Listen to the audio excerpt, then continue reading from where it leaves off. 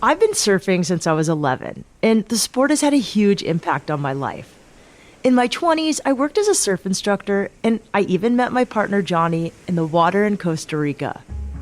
The courage I've gained from surfing has helped me in so many parts of my life, including taking the leap to pursue a career as an adventure journalist. Surfer Jessa Williams shares a similar journey, except she learned to surf just 5 years ago, after taking her son to his first surf lesson. The sport has been a catalyst for Jessa to build a new community and to become more vulnerable, both in and out of the water. One thing that's so great about surfing is that it teaches you to trust yourself. Because no matter what, like, I can be right there next to the girl that I'm teaching and I can say, okay, this is the timing, this is the body positioning you need. Like, when the wave comes, you have to do it, and there's nothing I can do for you in that moment. And I think that's what leads to, like, the experience being so empowering for so many of us. Jessa Williams is the founder of Intrsxtn Surf, a women's surf collective based in Los Angeles. For Jessa, the ocean is a place where she gets to disconnect from her busy life and empower other Black women. It was only a year after she learned to surf that Jessa launched Intrsxtn, but since then, she's taught hundreds of women of color to ride waves. I'm Shelby Stanger, and this is Wild Ideas Worth Living, an REI Co-op Studios production presented by Capital One and the REI Co-op Mastercard.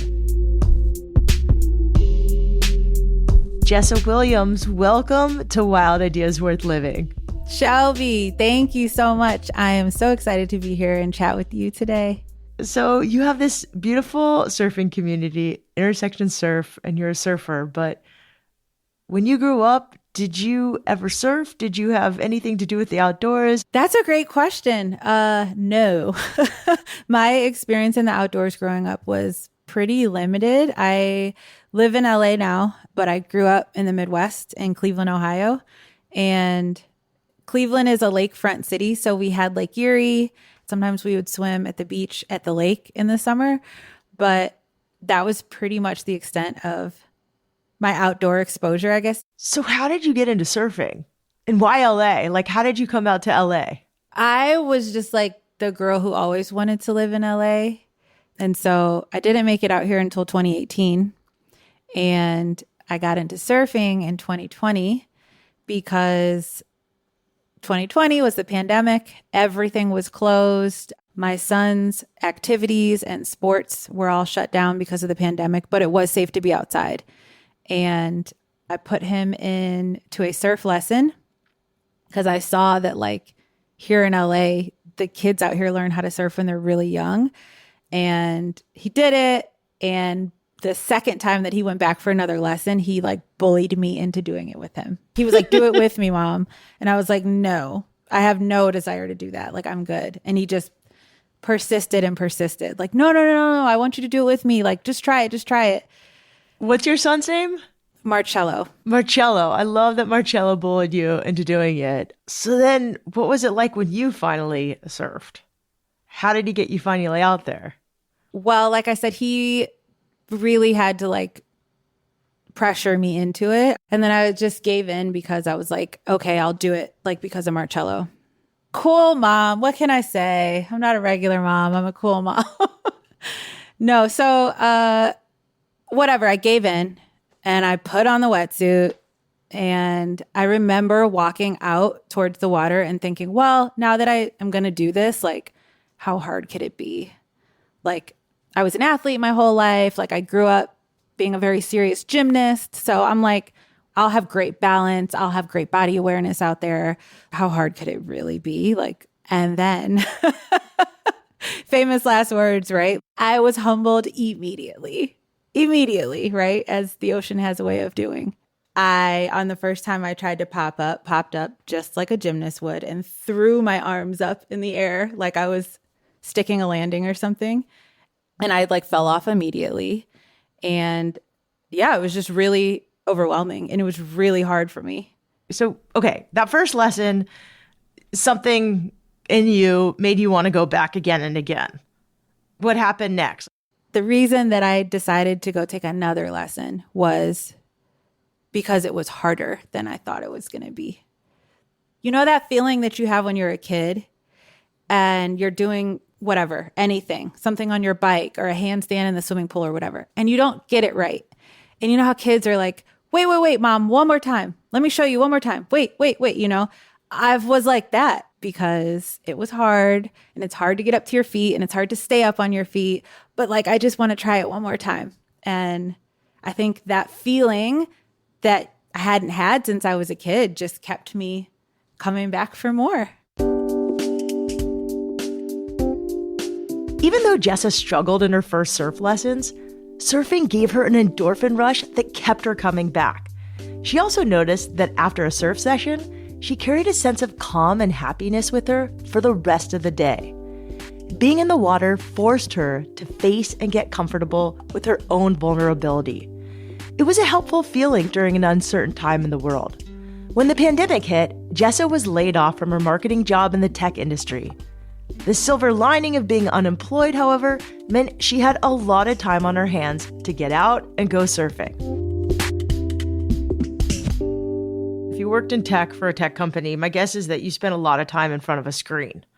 And now you're spending a lot of time in the ocean. How did that affect you? So when I found surfing, it was like, whoa, I didn't know that I could feel like this. I didn't know that like I could just go do something outside that kind of like slowed my brain down and made me feel not overwhelmed. I just thought, I don't know, that's life. Like you're an adult, you're just constantly supposed to feel not even like stressed out, just like overwhelmed every day, like spending hours every day thinking about all the tabs that are open. And I think that's really why I love it and kept doing it. It wasn't because I was like, oh, I'm getting really great at this thing. When you're used to being like, you know, a corporate baddie and a mom and just like so many things to so many different people, nobody can like get to me here while I'm out in the water. Like, don't need anything from me right now because you ain't gonna get it, right? Like, I can't answer a phone. I can't be distracted by like some notification pinging on my phone. Like, it was the one space that I ever felt present in the moment and still do. I love that. So when did you go out on your own without an instructor? The first time I went out without an instructor, I went with two girlfriends. We went in the middle of the day. It was so windy, which if you don't surf, that's like the worst time to surf is when the winds are the highest, right? We like barely knew how to check Surfline or read the surf report to see like what the forecast was going to be for the day. And it was just like carnage. But you were with your two girlfriends, so it was probably super fun and funny. What? We felt so cool. We were like, yeah, we did that. We just went and surfed, just the three of us. We just got, worked, right? The three of us had all taken lessons, but it's just a different experience, right? To just like venture out there on your own and be like, okay, I got this. But that being said, like I'm sure looked crazy out there, but we had a great time. And like, we felt so empowered to be like, oh, we out here, like we could just go do this whenever we want to, you know? It was cool.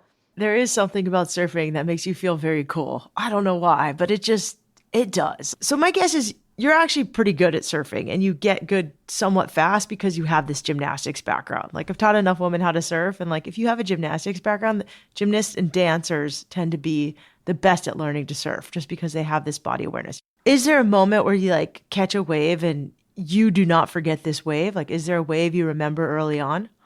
First, let me fact check you here. Yeah. I'm not a great surfer. I can do it, right? But you could probably stand up and ride a wave to shore. Yeah, I can like ride a wave, right? But I'm like very mediocre. But not everybody can do that right away, is what I'm saying. Yeah, I figured it out like enough to be functional with it and be able to be out there and enjoy it, which was all I cared about. But like, that's kind of something that always has made it cool to me is every other thing I've ever tried to do. A lot of it became about like being so good at it and trying to be the best at it. And like, I don't do that to myself with surfing. I'm just like, I'm just here for the vibes. I think the first time I like felt like I could successfully ride a wave on my own, I definitely remember that feeling. You know, looking back, it's like anybody who surfs knows like there's how you think you look when you go out to surf when you're a beginner versus what it looked like. Like it felt like such a rush, right? I was like, oh my God, like you're looking around like, did you see I just did that thing? And it's like, you know, you caught whitewash and rode it like straight into the shore, right?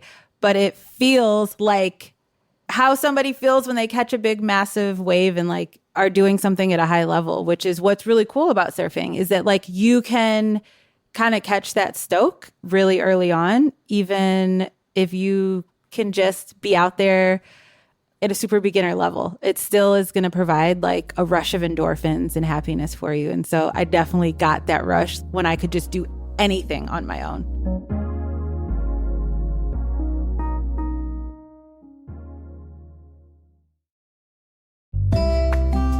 I've got great news if you're looking to get outside and go after a wild adventure this summer.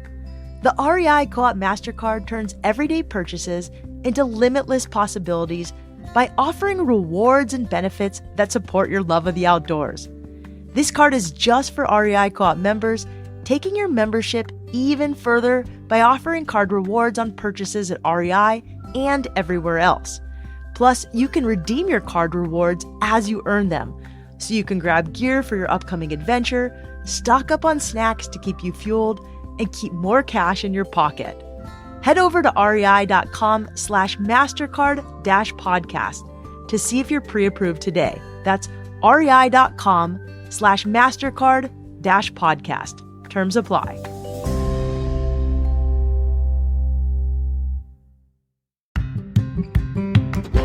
Hey guys, there's a new water bottle company called Ocean Bottle. If you care about our oceans and making a positive impact, check them out. Ocean bottles are sleek, durable, dishwasher safe, and most importantly, they're on a mission to stop 7 billion plastic bottles from polluting our seas. Every sale of one of their award-winning reusable thermoses or water bottles funds the collection of 1,000 single-use plastic bottles before they reach the ocean. As an avid surfer, the water is really important to me. That's why I love this company's mission to keep plastics out of the ocean. Their best-selling Ocean Bottle Original comes in various sizes, including the popular 34 fluid ounces. It features a dual opening lid for easy cleaning, a 100% leak-proof seal, and double wall insulation to keep your beverage icy cold for up to 48 hours. Now you can join their mission by choosing gear that does more. Find your Ocean Bottle at rei.com and select REI stores. That's rei.com or head into your local REI today.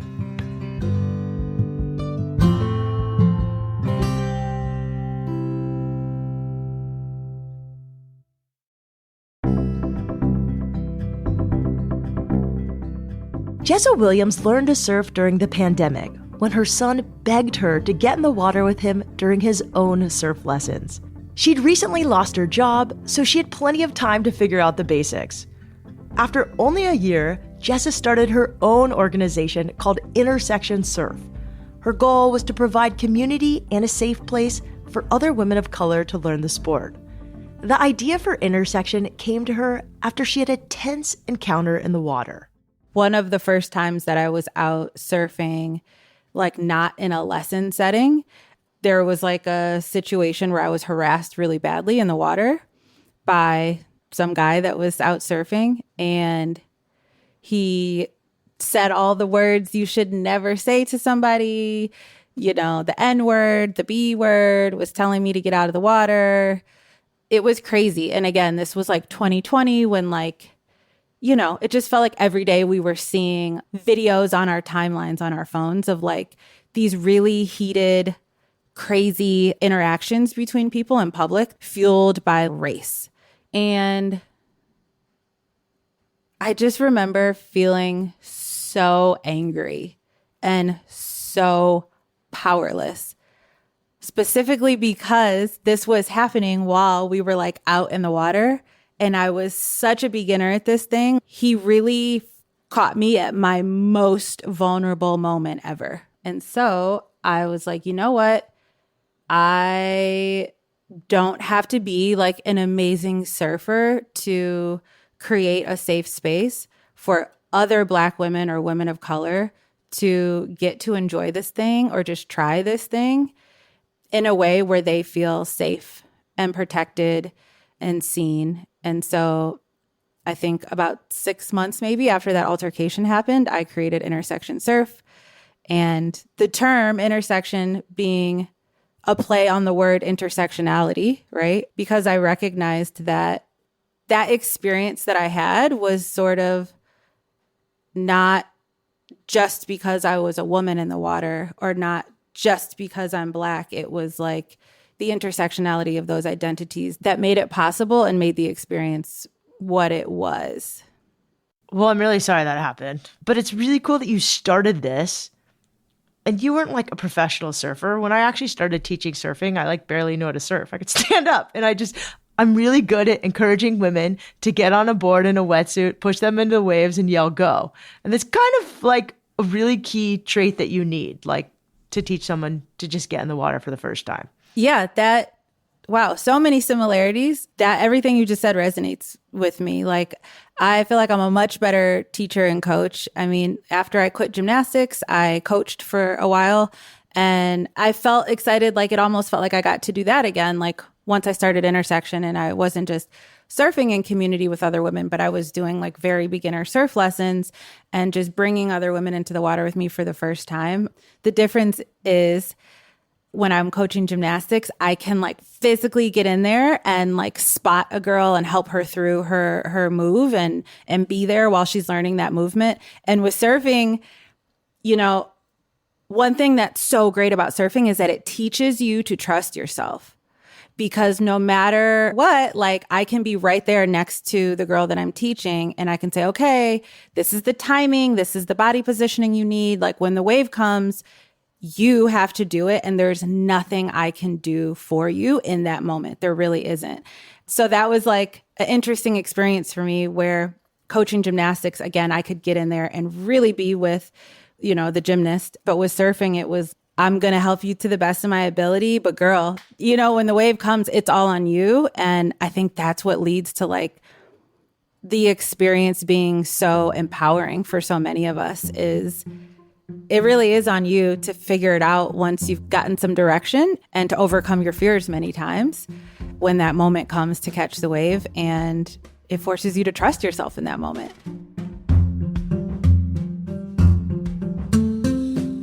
For Intrsxtn's first meetup, Jessa invited people to join her at a beach south of Santa Monica. She posted about it on Instagram and was only expecting maybe a handful of people to join her. Jessa was blown away when over 100 people showed up. There were friends of hers, connections she'd made in the water, and a ton of random women who'd seen her Instagram page and were inspired by her surfing journey. That first gathering showed Jessa that people were hungry for this kind of group. Today, Intrsxtn Surf has blossomed into a flourishing community. It's also become Jessa's full-time job and one of her proudest accomplishments. The organization offers meetups, lessons, events, and retreats. For women who have never surfed before, Intrsxtn provides the very first lesson for free, and students can borrow all the gear they need, including a surfboard and a wetsuit. Do you have any stories of, you know, either people from that first event or people who've been through Intrsxtn Surf and how the community has really changed them, or their first time learning to surf and what it did for them? Yeah, I mean, the best thing and the coolest thing about Intrsxtn Surf is that we created a real community, meaning it's women who are meeting through Intrsxtn, but are building their own relationships with each other. And so seeing like some of the friendships that have formed, I mean, there's girls who are best friends now because they took lessons together with us, or they've just been coming around for the last few years and surfing together, and now they're so close. I think the thing that's most fulfilling is just the things that people share with you, the text messages that you get, or the things that some of the girls share with me about how it's like affected their lives outside of surfing. You know, everything from the isolation that a lot of us are experiencing right now. I mean, we are collectively experiencing like an epidemic of loneliness. And I think that hits even harder for Gen Z and younger people. And so hearing about how Intrsxtn has been able to be a space to build like real friendships, real bonds, real community, chosen family for some of the girls, like that's not something that, you know, I could have thought of when I was just starting it. Seeing somebody go from like, I don't think I'm capable of doing this thing, to trying over and over and over again and being able to do it. And for some of the girls battling through a lot of fear in between, seeing them have like that, you know, like the stoke, I guess, like that pep in their step once they leave a session and they leave the water. I take that like very seriously. It's a very humbling experience to get to work with people in the water like this. Jessa, there's no job I've ever had that changes more lives than pushing someone into their first wave. You better say that. You better say that. Like, it's crazy because I taught women to surf when I was young, and I was like 16, 17. I don't think anything of it. They'd come, they'd learn to ride a few waves, and then shortly after, they'd call me and they'd be like, Shelby, I quit my job, or I divorced this person that I really needed to not be with, or ended this bad relationship and started this and that. And I imagine you get some of these messages. Totally. I mean, the thing that I've noticed is people kind of like come apart in the water. They do. They do, though. Like, Tell me more. Tell me more. What does that look like? I mean, you're laughing because you get it. Show it to right? me. But show it to me. Nobody else gets it. What does this look like when they come apart in the water? I can describe it, but I want to hear you describe it. Listen, people come apart in the water. I don't know what it is. I can tell you what it looks like and what it feels like. I don't know why this happens. I think it's about vulnerability. You're taking people who, it doesn't matter maybe what's going on with them in their lives. When you put them bobbing around on a little piece of foam, like on their surfboard, and they're bobbing around in the most powerful, vast, deepest, widest, you know, natural source, which is the ocean, they are vulnerable. There's no way around it, right? And I think being in that space just sort of like resets your brain in a way. And so a lot of times, a lot of emotions can flow out, right? So sometimes it's not the person who shows up to the lesson thinking that they're going to be scared that goes out there and is freaking out. Sometimes people think, oh, this is going to be like a fun activity for me to do with some other cool girls. And they go out there, and I guess the vulnerability of being out there brings things to the surface that maybe they weren't dealing with before. And so it's a place where some people feel grief come up. It's a place where some people feel, you know, sadness. And like people just come apart in the water, which is why I take it really seriously to be a part of a woman's surf journey, because it's always about so much more than just surf.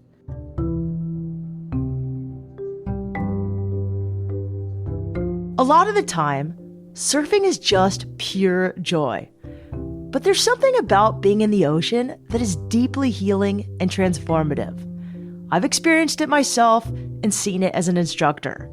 Jessa has also felt and seen the effects of surfing firsthand, for herself, for the women she teaches, and even for her boyfriend, Traylon Michael, who she also met through the sport.